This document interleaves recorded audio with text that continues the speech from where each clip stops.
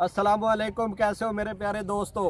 मुझे उम्मीद है कि आप मेरे सब दोस्त बिल्कुल ठीक होंगे, लेकिन मैं बहुत ही चंद मिनट पहले बहुत ही बड़ी परेशानी में था, क्योंकि मैं बाइक पे जा रहा था और मेरे मोटरसाइकिल की चाबी जो है वो गुम हो गई। तो दोस्तों मैं वही बताने वाला हूँ कि मेरी चाबी गुम हो गई, तो मैंने किस तरह अपने मोटरसाइकिल को स्टार्ट किया और कैसे मैं अपने घर पहुँचा। डाहरा वाला मेरा शहर है और इधर ही मेरा घर है, तो मैं कैसे पहुंचा और कितनी मुश्किल का मुझे सामना करना पड़ा। तो मैं पंजाबी में ये बात बताने वाला हूं, क्योंकि बहुत से दोस्त हैं जो पंजाबी हैं, उनको पंजाबी समझ लगती है और मुझे भी ज़्यादा पंजाबी में बोलना अच्छा लगता है। अच्छा, तो मैं तुहानू आ दसन वाला वा कि चाबी तो बगैर तुम मोटरसाइकिल कितना स्टार्ट कर सकते हैं। ठीक है दोस्तों, आ वीडियो बनाने का मेरा जो मकसद आ वो आ ही आ कि मेरे बहुत से ਜਿਹੜੇ मुसलमान भरा वा, मुसलमानों तो इलावा भी ਜਿਹੜੇ दुनिया ਤੇ रहने वाले लोग आ, उन्हों का अगर मोटरसाइकिल रास्ते च जाता कि जंगल बियाबान च उन्हों का मोटरसाइकिल खराब हो जाए, खराब तो मुराद आ वा कि चाबी गुम हो जाए। चाबी गुम हो जाए तो तुम मोटरसाइकिल कितना स्टार्ट कर सकते। मेरा जिदा मोटरसाइकिल के खराब हो गया सीगा, मोटरसाइकिल की चाबी गुम हो गई सी, तो मैं अपने एक दोस्त मकैनिक सीगा मोटरसाइकिलों का, उन्होंने मैं कॉल की तो उन्हें जरा ना मोटरसाइकिल का चाबी तो बगैर मोटरसाइकिल स्टार्ट करने का मैंने तरीका दसिया। तो उही दोस्तों मैं तुहानू तरीका दसना ना, जरा इधर तवज्जा करियो।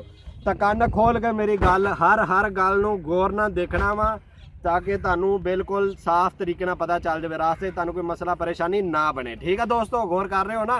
हाँ, तो सब तो पहले तुसीं की अपना जिहड़ा ना इत्थों खोलना हैगा वा, ताकि तुहानू आ पेचकास वगैरह जिहड़ी ना तुहानू चीज़ हर कंपनी वाले जिहड़े मोटरसाइकिल वाले हुंदे आ वो आ चीज़ां लाजमी नाल दिंदे आ। चाबियां हुंदियां वा इस तरीके नाल पेचकास हुंदा। ठीक है ना, आ देखो मेरा पेचकास मैं पहले ही खोल के रखा ताकि दोस्तों वीडियो ज़्यादा लंबी ना हुए। ठीक है ना, आ पेचकास तुहानू विच मिल जाएगा, क्योंकि मोटरसाइकिल हर मोटरसाइकिल 'च ही हुंदा तकरीबन।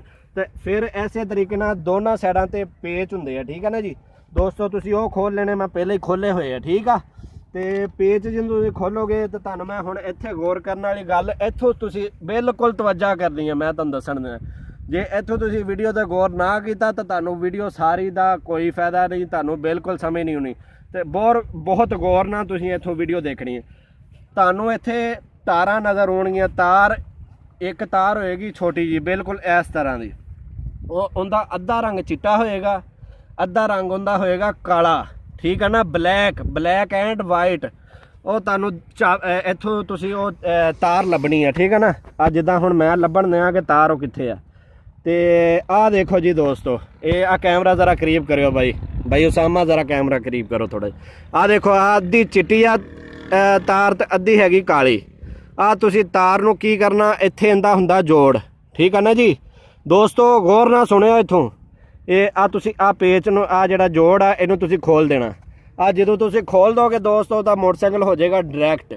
तो इस तरीके नाल तुसीं चाबी तो बगैर दोबारा फिर इहनूं तुसीं बंद कर लेना हैगा, अपना पेच पूच ला के सारा कुछ ला के। तो आ तुहानू मैं एक बार स्टार्ट करके भी दिखा देना। ये आ मोटरसाइकिल की देख लो, चाबी बिल्कुल नहीं लगी हुई, मोटरसाइकिल बंद है इस टाइम।